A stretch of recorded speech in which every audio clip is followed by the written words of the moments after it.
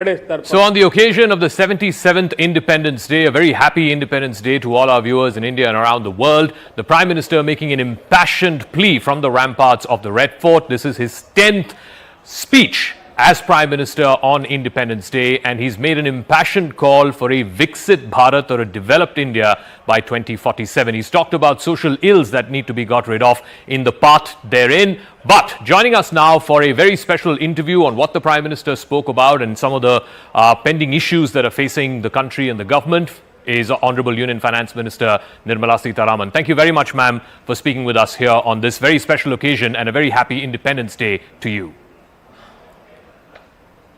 Thank you very much, Zaka, and good to talk to you. Ma'am, let me start with the Prime Minister's speech. He made an impassioned plea for a Viksit Bharat or a developed India by 2047. And he said that while we need to get there, some of the social ills that we need to get rid of, dynastic politics, corruption, appeasement. Just moments ago, the opposition had a meeting and they are saying the BJP also has those ills. So what is the difference? Could you explain to our viewers why you believe that these are the three biggest impediments to India's growth and India's journey to a developed country? I'm shocked to know that the opposition has said that. I'm hearing it from you for the first time. So my first response is shocked. I'm shocked to know because dynastic politics, meaning more a family-driven politics, corruption and appeasement are those three very dangerous things in politics which we are very opposed to. How come the Congress or any opposition party who you were referring to are saying that BJP also has this? Does any one family hold control of BJP? Has it ever, or has it now? Is it now being held by any one family? It's very well to say, oh, you have some so-and-so's son or so-and-so's daughter in your party and therefore you're also Parivarvadi. Not at all. When we talk about Parivarvad, and into it is also embedded the dynastic Vad, it's the same family which over the generations controls the entire party. That is the Parivarvad which we are talking about. BJP doesn't suffer from it. It has never suffered it. And it is not just the Congress party. There are other parties as well. Some of them regional as well. After all, they are all now party to some ... party. So today all of them have become part of this ... alliance. But they suffer from Parivarvad. So that is my understanding of Parivarvad. One party holding the control of a party in toto, and every decision is surrendered to them and the ultimate veto is in their hands. That's the Parivarvad we are talking about. One. The corruption. It's again absolutely ridiculous that they seem to think BJP also suffers from it. 9 years in Delhi as Prime Minister, and before that as CM in Gujarat. Please tell me, has there been a whiff of corruption anywhere? So when the opposition speak, and in a very loose fashion, they also are, when they're putting these allegations, speaking with irresponsibility. I completely reject this opposition's claim BJP is also. No way, no corruption anywhere near our government. The third, appeasement. We are a government which believes in Sabka Saath, Sabka Vikas.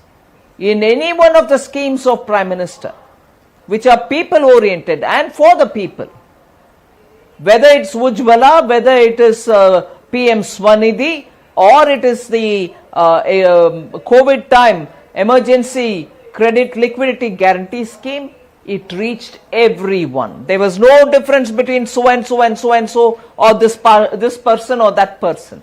Whereas we've heard even from the level of the PM once upon a time, that the first charge, if anything, on the budget or the resources of the government belongs to a particular community. That's the appeasement that we are talking about. And that kind of appeasement is the hallmark of earlier UPA governments. Ma'am, one issue, it's a sensitive issue, it in fact held up the previous session of Parliament as well, is the issue of Manipur, and the Prime Minister talked about it today. What can you say to the people of Manipur, to the viewers who are watching you right now, that both the central government and the state government in Manipur, both belong to the BJP, are doing everything in your power to restore peace in the state? Absolutely. Prime Minister himself assured on the floor of the House.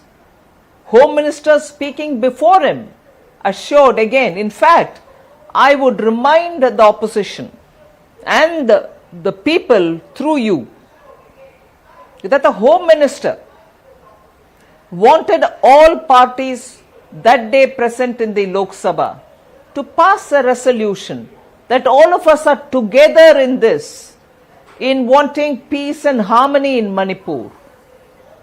The opposition did not even join in this good cause. After all, they've been talking about Manipur and stalling the House.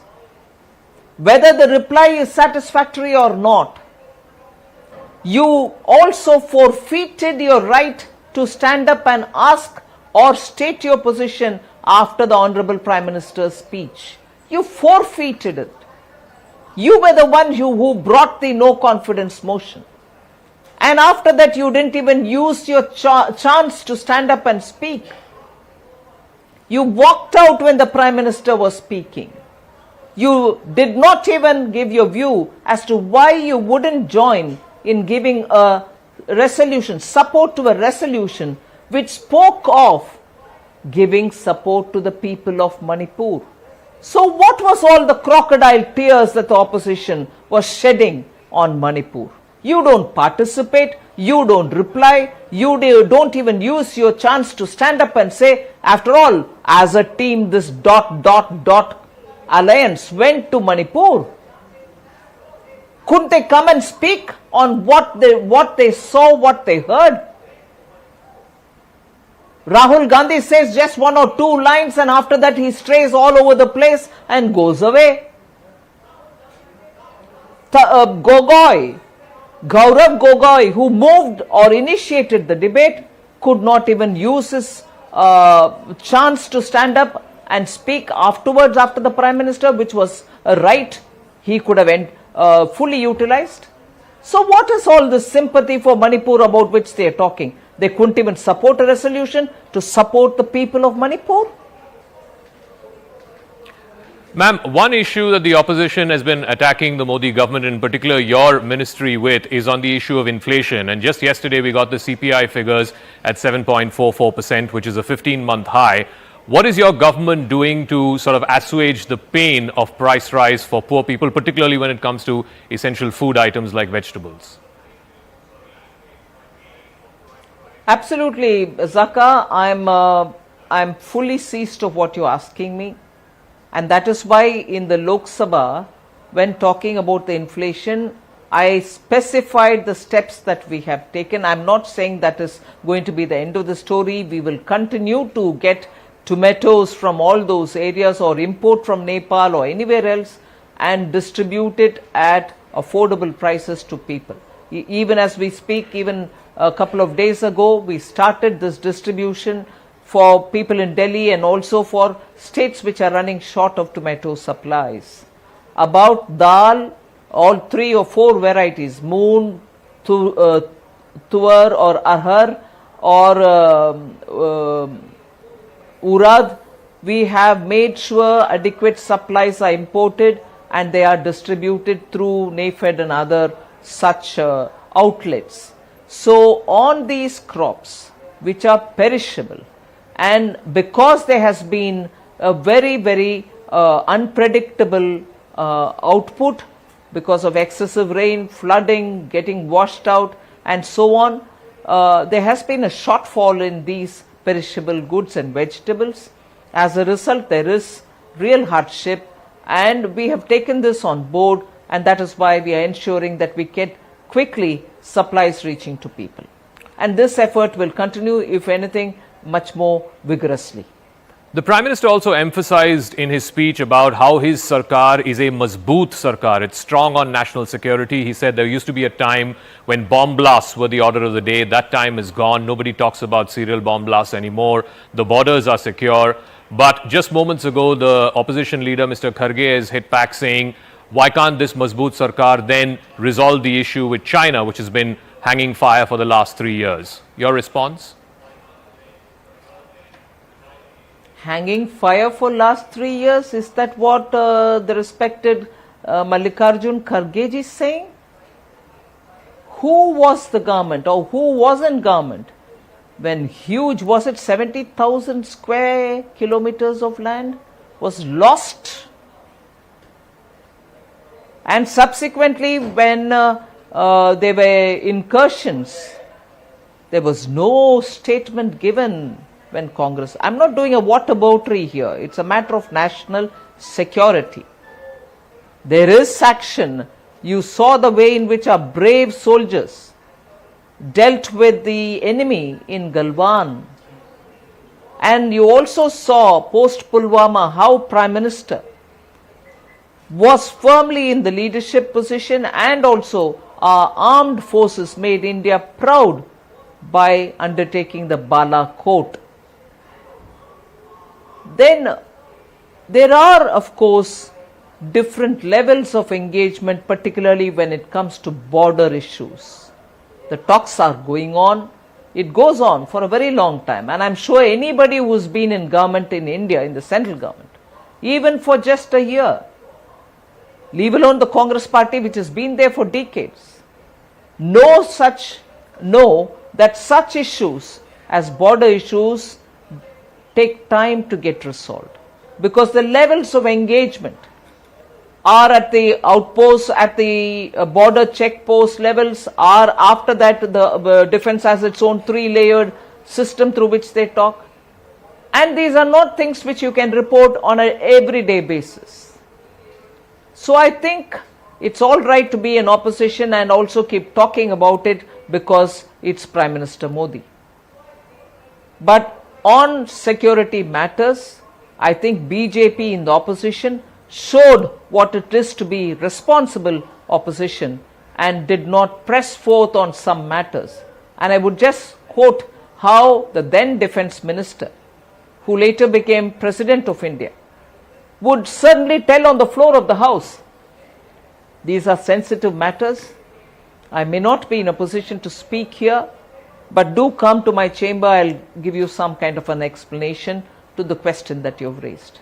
We used to honor that. Now that culture is no more.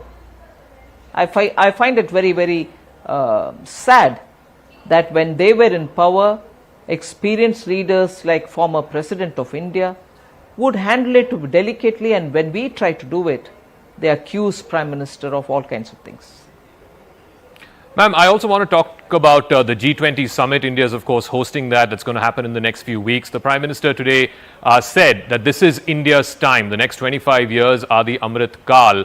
But again, the opposition is not buying that, saying that G20 meetings have happened in the past as well, and that India's standing has been improving over the last 30 years. It's not something that has happened just in the last 9. How would you respond to that? No, well, take the credit for it, no doubt. If you've done it, take the credit equally. Take the credit for the Commonwealth Games, which was ridden with everything which can go wrong. Take the credit for that as well. So, Congress being over ambitious to take credit for everything which has been in India for years, like all the different schemes that they launched, Manrega, even Jan Aushadhi Kendra, are all theirs. But did they succeed in launching it and fully reaching to the people? Where is 80 Jan Aushadhi Kendra of 2014, having launched it in 2008? And where are we today when we are touching 10,000 and hoping to reach 25,000? So I just want to give you this example to say Congress wants a bit of everything for themselves. But in today's India, and actually when people are being lifted from poverty, lifted significantly from poverty. And this is not our claim, it is the statements which are coming from IMF, World Bank and so on. You are actually seeing people getting the benefits in their hands, whether it's the free grain, whether it is the water connection. Haven't we heard about potable water reaching villages? So Congress party can always claim, we've done it even before. But if they had done it, India wouldn't have required from 2014 this kind of an intensive taking programs to the ground, which gets monitored by the Prime Minister every month in the Pragati program. He talks with the district collector saying, tell me what is not reaching you from the central government schemes. I'll ensure that it is tightened and it reaches you. And that is why today we are able to claim that many of these projects have now reached saturation point.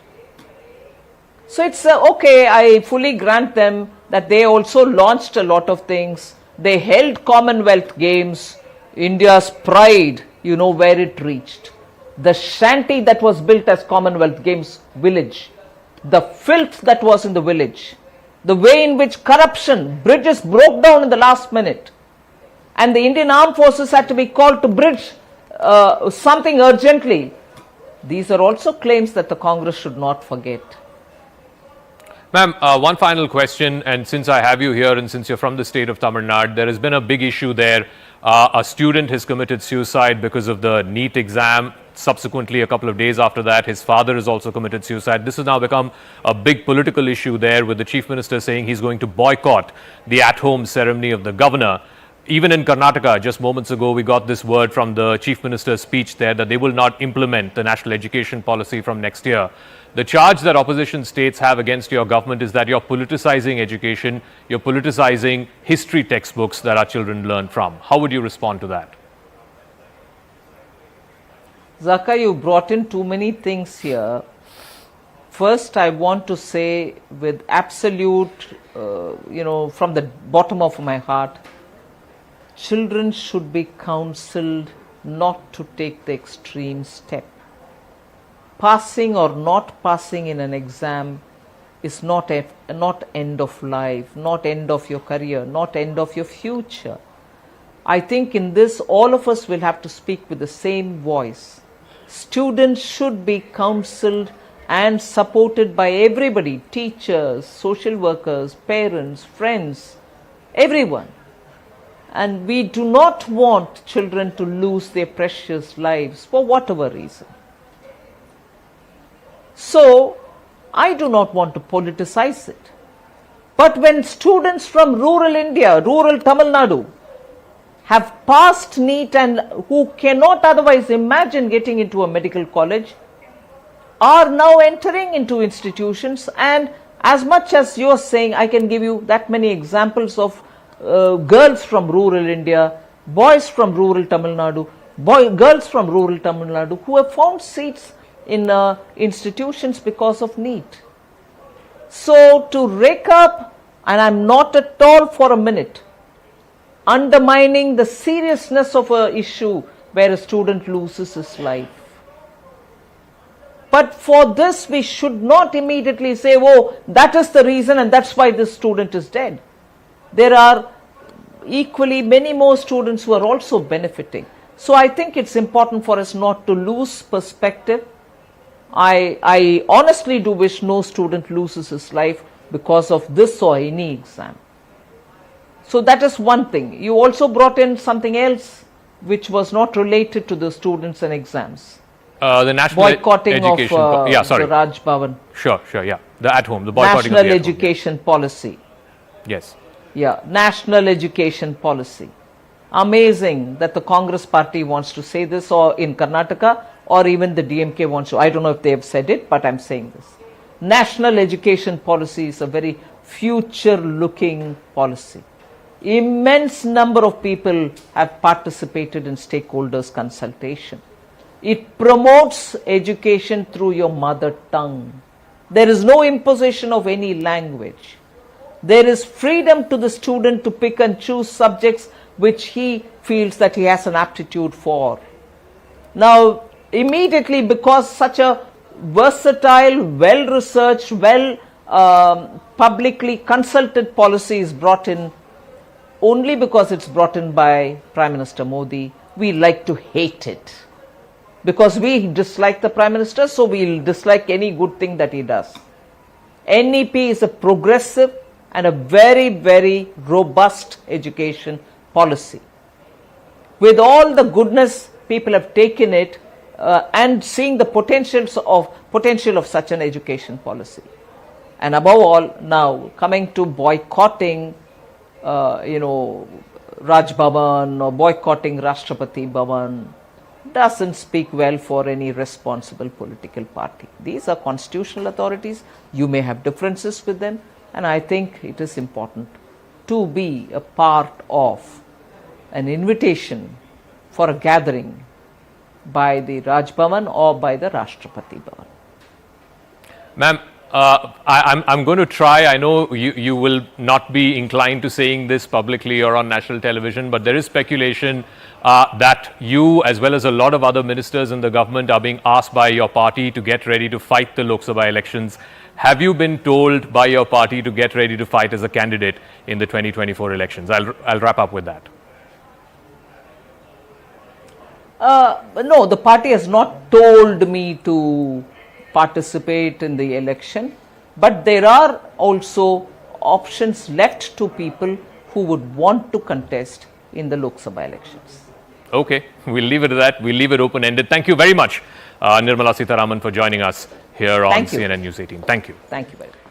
So there you have the Union Finance Minister in that exclusive interview to CNN News 18 on the 77th Independence Day, defending the Prime Minister's speech, his call for a Viksit Bharat by 2047 to get rid of the social and political ills of dynastic politics, corruption and appeasement, drawing the distinction as to how the BJP, she believes, does not embodify or does not have these ills of corruption, appeasement and dynastic politics, whereas that is rampant and rife in the opposition alliance. Also talking about how her ministry in particular is dealing with the issue of price rise, particularly essential food items on the back of yesterday's CPI number, and also the whole framing of a Mazboot Sarkar versus a Khichdi Sarkar. The Mazboot Sarkar, whether it is putting an end or at least trying to put an end to terrorism from Pakistan, or whether it is ensuring that there are no serial bomb blasts, and of course the ongoing issue of dealing with the border situation with China, drawing the distinction between what Mr. Modi's government has done over the last 9 years and what has happened in the previous 70. That's a wrap. Thanks very much for tuning in. But news and updates continue right on the other side with my colleague Ridhima.